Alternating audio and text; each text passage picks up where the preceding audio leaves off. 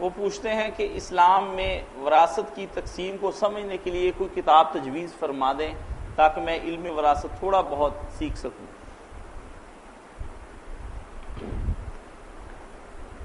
اس کے لیے جو ہے نا سب سے بہتر کتاب تو سراجی ہے نا، جو اپنے حنفی اور بار لکھی سراجی،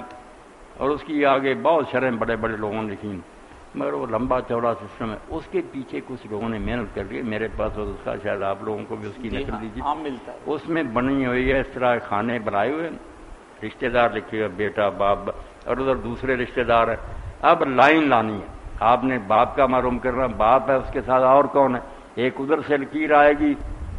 کہ کون کون اس کے ساتھ، اور ادھر سے جائے گی باپ والی، پھر وہاں ہوگا فا لکھا نصف، رے چوتھا حصہ، سے تیسرا حصہ، تھلے نیچے وضاحت بھی کرتی ہے کہ اس حرف کا یہ مطلب، بے سے یہ مراد ہے، سے وہ نقشہ رکھ لینا، بس وہ ایک ہی صفحہ کافی، جس کا بھی حصہ نکالنا فوراً لائن ادھر سے جائیں، ماں ہے ساتھ اور کون ہے اوپر سے لائے، جس کھانے میں آ کر وہ اکٹھے ہوں گے وہاں پتہ چل جائے کہ اس کو کیا مل رہا۔ بہت محنت کی، پوری کتابوں کا نچوڑ نکال۔ باقی جیسے بیٹا پروفیسر محمد ابو زہرا جو ساری دنیا سے بڑے چیف اس دور میں، سب اماموں کا علم تھا ان کے پاس، ان کے لیکچر بھی نے اردو میں بات کر رہے، جعفر الصادق، زید بن علی، ابو حنیفہ، مالک، شافعی، کل مذاہب کے عالم تھے۔ پیر کرم شاہ صاحب جو انہیں کے شاگرد، انہوں نے ایک کتاب لکھی ہے جو مولانا مودودی صاحب کو بھی جب آپ گئے نا عرض القرآن کے سفر پر، جو قرآن میں ذکر سائرہ کن دیکھے آپ نے، تو اس نے پھر اپنی کتاب میں تحفہ کے طور پر بھی دی۔ ان میں ایک کتاب ہے احکام الموارث عند الجعفریہ، یہ جعفری جو شیعہ ان کے پاس وراثت کا کیا کام، تو وہاں ابو زہرا لکھتے ہیں کہ اگر مجھے اختیار مل جائے نا سب کتابیں مرجع میٹ کر کے فقہ جعفری کا یہ قانون لا دوں، کتنا لاجیکل ہے اور ٹھوس ہے۔ ہماری فقہ کا یہ حال ہے، ادھر ایک قانون بناتے ہیں دوسرے توڑتے ہیں، بہانے بناتے ہیں کہ یہاں وہ ٹوٹ نہیں۔ انہوں نے 3 طبقے بنائے ہیں، ان پڑھ بیٹھ جائے سمجھا دوں گا، 3 طبقے،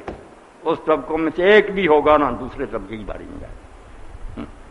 دوسرے طبقے کا آدمی زندہ ہوگا، عورت ہو یا مرد۔ ہمارے یہاں یہ جو نواسے ہیں بیٹی کی اولاد نہیں، بیٹوں کی اولاد کو کیا عجیب بن، وہ کہتے ہیں ابھی تک تم کافر ہو کہ بیٹی کا درجہ کم ہے باپ کا مرد کا زیادہ نہ، 3 طبقے آرا تقسیم کی ہوئی، صاف پتہ چل رہا تھا۔ پہلا طبقہ جو ہے ماں باپ اور اولاد، اولاد سے مراد بیٹا بیٹی ان کی اولاد قیامت تک، یہ ایک طبقہ۔ والدین ہیں آدمی کی اپنی اولاد، اس کے ہوتے کسی کا، ہمارے ہاں کبھی بھتیجے کو مل جاتا، کبھی فلاں کو مل جاتا، وہ کہتے ہیں یار اس آدمی کی اپنی شاخ موجود ہے، یہ بھتیجے بھائی کہاں سے آ گئے؟ اگر یہ سب مر گئے، نہ باپ ہے نہ ماں ہے نہ اپنی اس کی اولاد، پھر نمبر آئے گا دوسرا کہ اس کا باپ دادا نانا، نانا کو بھی ہم کہتے ہیں جد فاصل ہے، یہ نانا اس کو نہیں سمجھ رہے، وہ کہتے کیوں؟ وہ ماں کا باپ ہے، باپ کا باپ ہو یا ماں کا، آدم تک یہ آبا و اجداد اور ان کے ساتھ ان کی بیوی، یہ دوسرا گروپ شروع، اور نیچے جو ہے نا پھر بھائی بہنیں ان کا، یہ دوسرا، ان میں سے کوئی ہوگا نا، ایک عورت ہوگی مرد، ان کے ہوتے اور کوئی نہیں دے۔ اگر یہ ختم ہو جائیں گے پھر نوبت آئے گی امام اور امات کی، چچے ہیں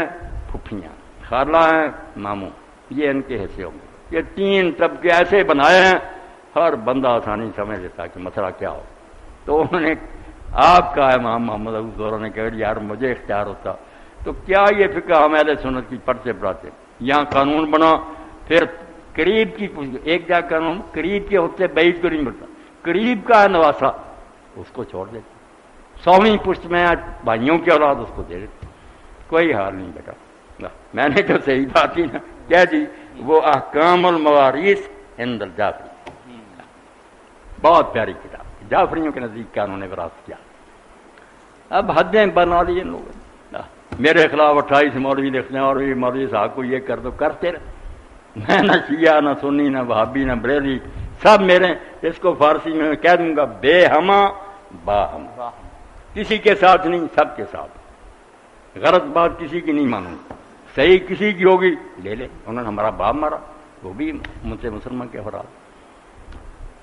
مولانا صاحب ناروے سے ہمارے دوست، اور آپ درمیان میں بات آ گئی عہد اور سمد کا بھی سمجھیں، جو صحیح ترجمہ نا فارسی میں بے ہما عہد،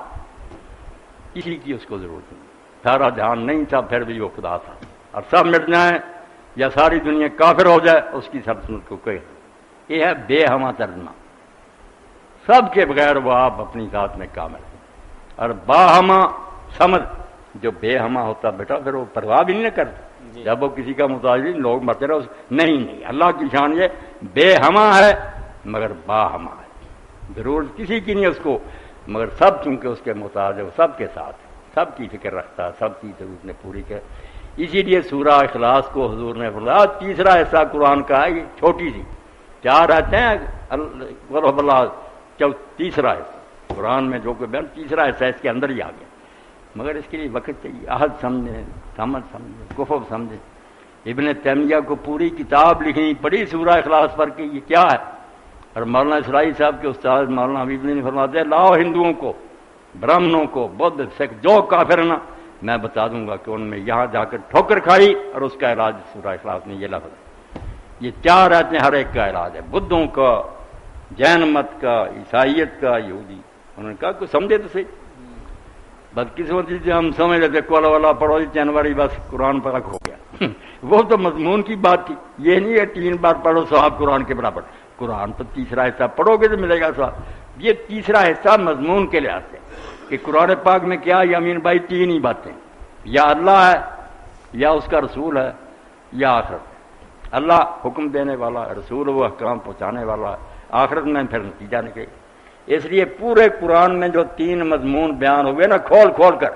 ان میں سے توحید جو ہے نا پہلا اللہ، اس کا خلاصہ رکھنا اور کہ یار لمبا چوڑا چھوڑو، نچوڑ سورہ اخلاص، اس کو پڑھ لو تیسرے سے قرآن میں جو آیا اس میں آ گیا، تفصیل وہاں پڑھتے پھرو، اجمال اور خلاصہ اس میں۔ تو ابن تیمیہ کی بھی وہ تفسیر ہے سورہ اخلاص اردو ترجمہ ہو گیا، اگر مزے نا مکتبہ سلام پڑھنی چاہیے، انہوں نے بھی سارے مضمون کا لکھ کر کے کیا ہے اور یہ علاج کیا ہے اس میں،